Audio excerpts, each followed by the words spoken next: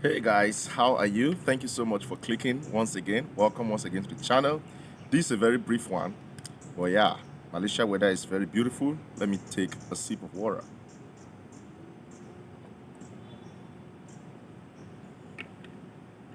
Ah. Okay, so very briefly, I'll be sharing with you guys on how I make money, okay, as an international student in Malaysia without a job. Like, of course, when you talk about job, I don't know how you define job, but definitely, probably we are defining job in a kind of permanent format. You understand? Like you have a job and you're expecting this particular salary every month and all that. So I'm going to discuss with you guys how I survived and the progress I've made so far, okay, with regards to these issues. Okay, sorry you may be hearing one or two noises. It's because I'm actually in an outside environment in the university. I came to study and I'm still doing some work actually.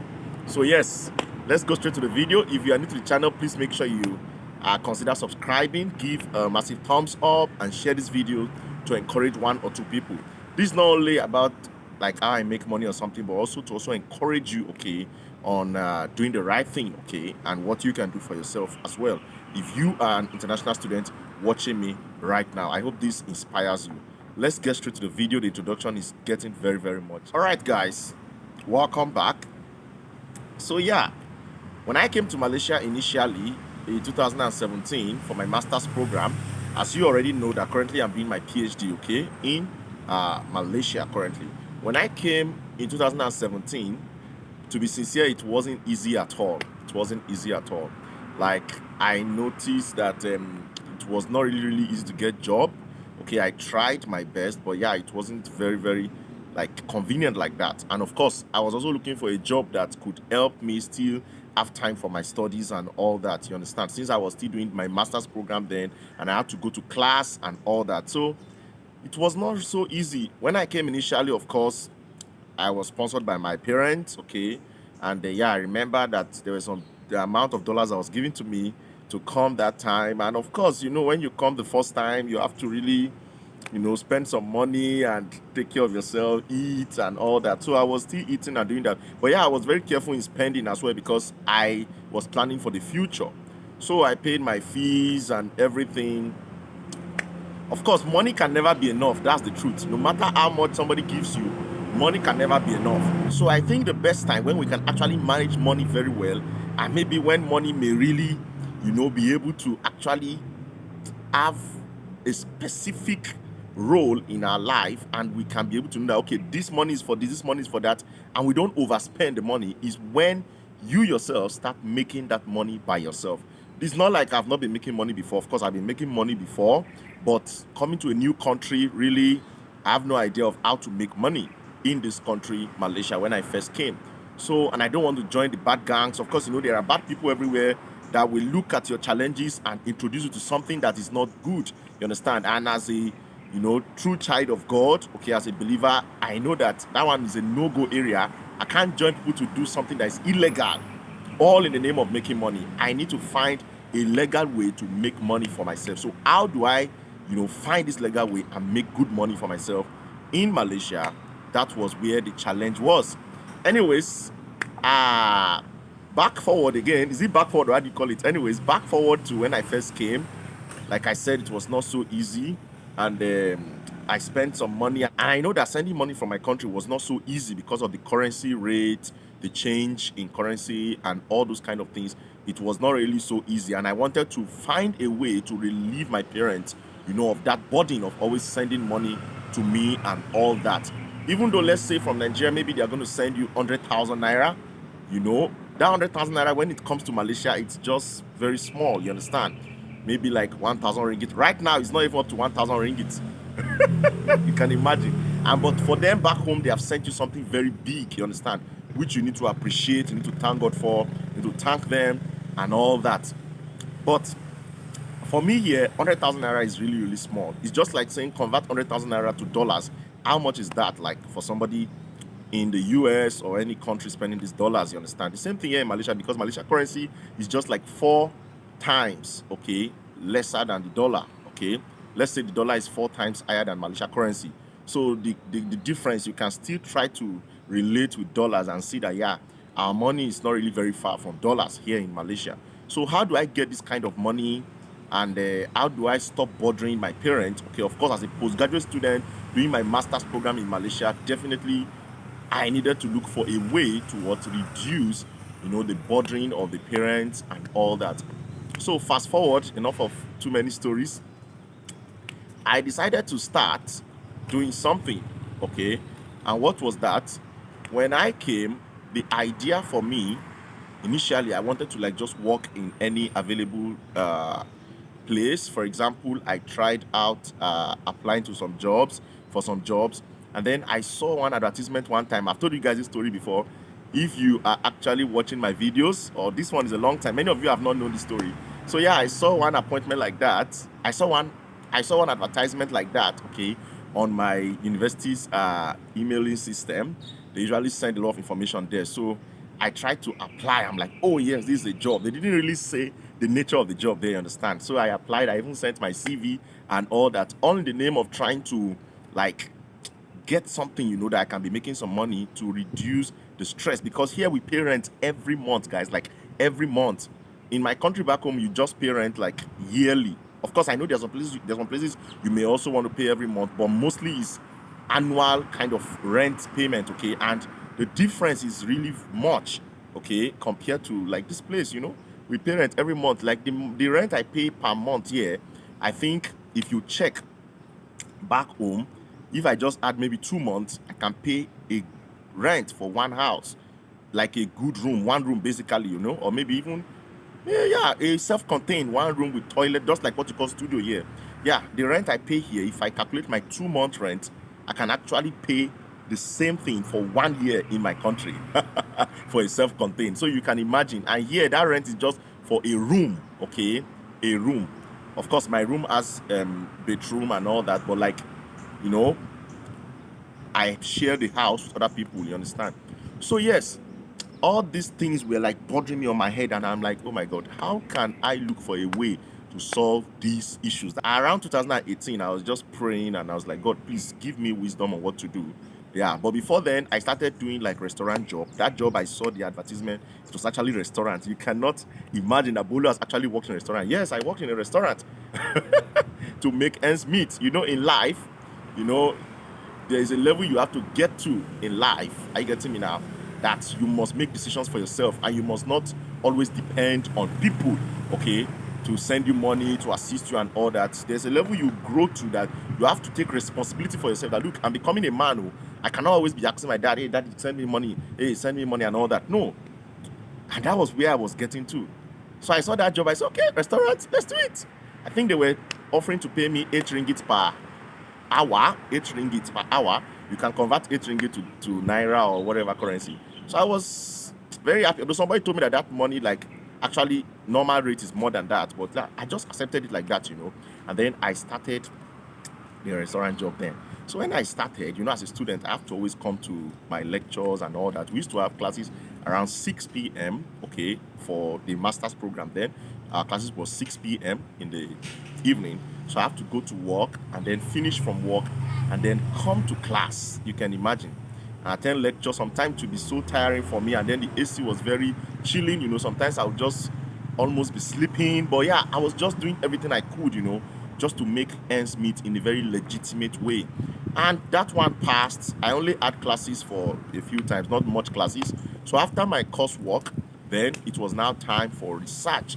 And in fact, I had to stop this job, you understand? Because I had to stop this job at a point. I'm like, look, I had to pay for my exams and all that. So I stopped that restaurant job because it was taking a lot of my time, a lot of my strength. I remember one time like that, like from home, they would be like, Faith, you are reducing, this one and that one. And I'm like, well, the stress. But people did not really understand what was going on like that. And I'm the kind of person that I like to do my things, you understand? I like to do my things, not to really stress people so much.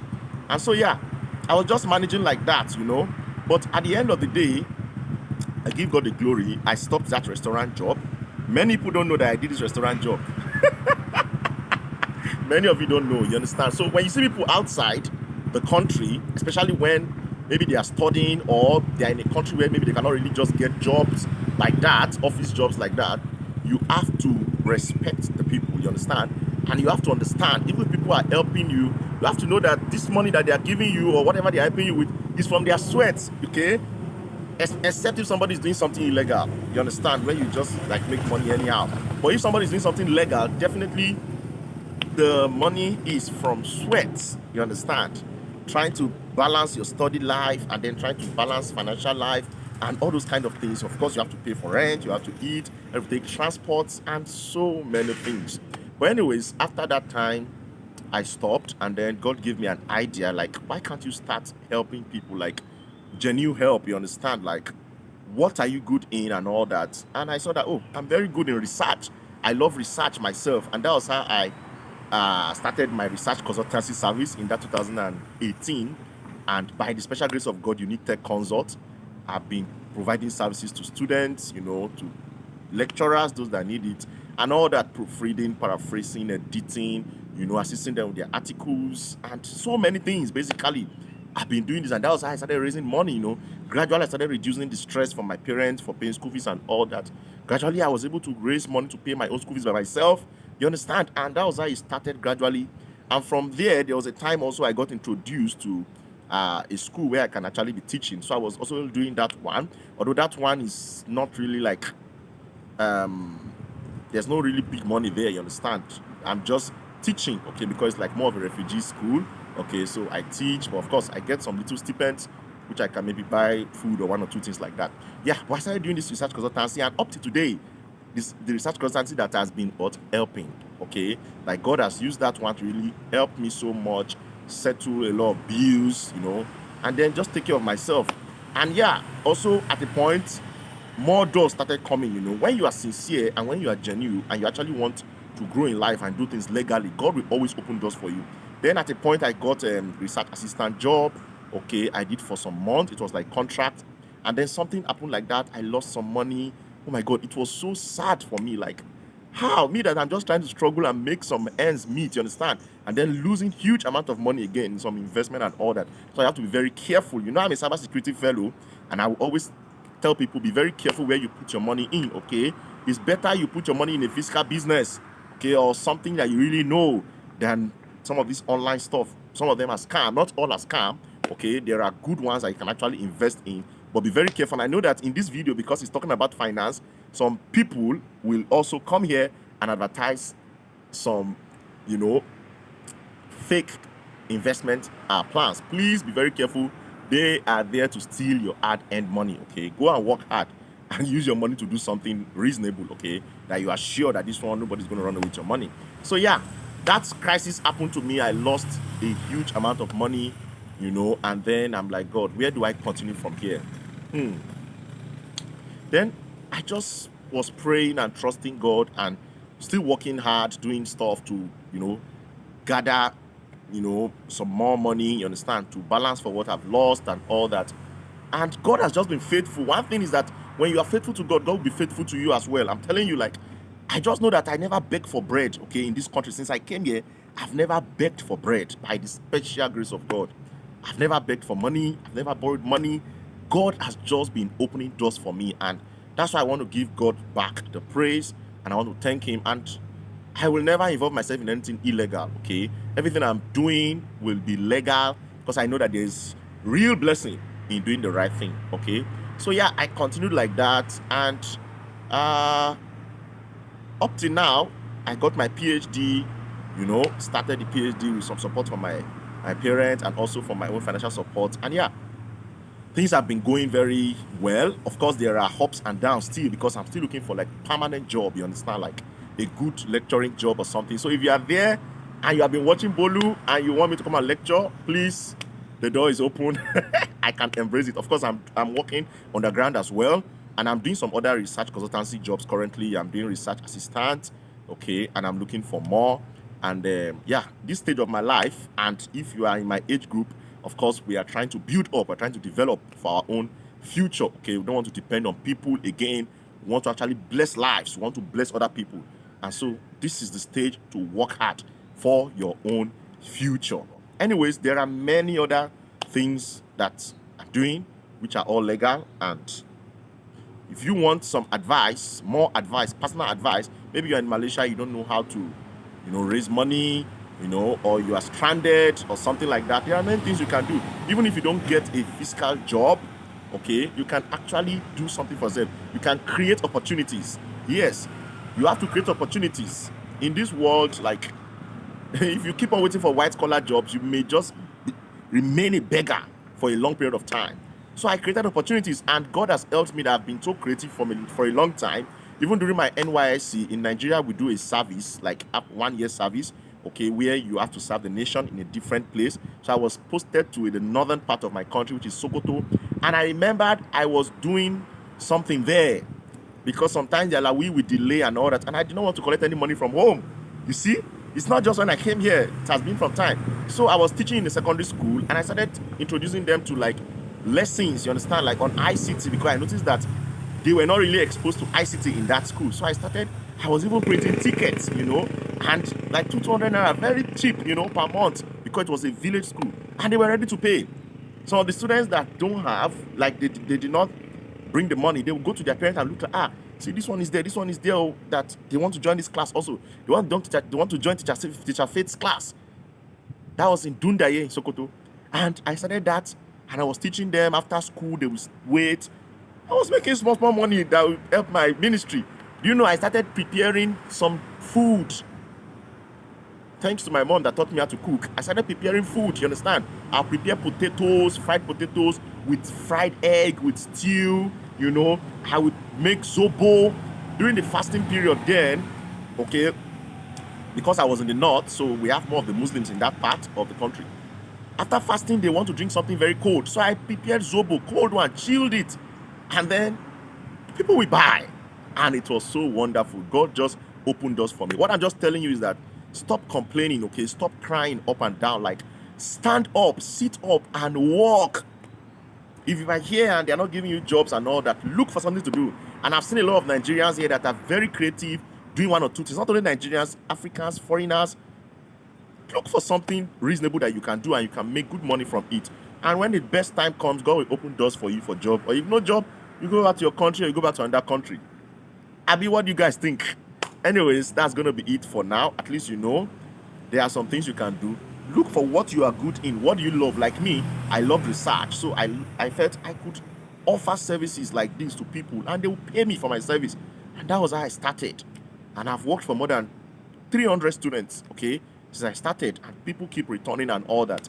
And I'm planning to make it bigger, okay, by the grace of God in the nearest future. So that's it. Finance is a critical problem which you must solve while you are still young, okay? So that when you grow old, like, you don't need to be like begging for money or depending on your, on people for money all the time. If you have, planned very well, invested very well, when you grow old, that money is already there, you understand? There's some savings for you, and you can live your life and serve God faithfully and even bless people even at that time. I have more plans, but you guys are going to see more in the nearest future. Anyways, for now, subscribe to this channel, share this video to encourage somebody, okay? And if you have a job for me, I am ready to accept your job. Till I see you next time, stay positive, stay safe. Don't let anybody steal your joy. Let me know your own story in the comment section below. Much love, and God bless you. Bye-bye. Stay inspired.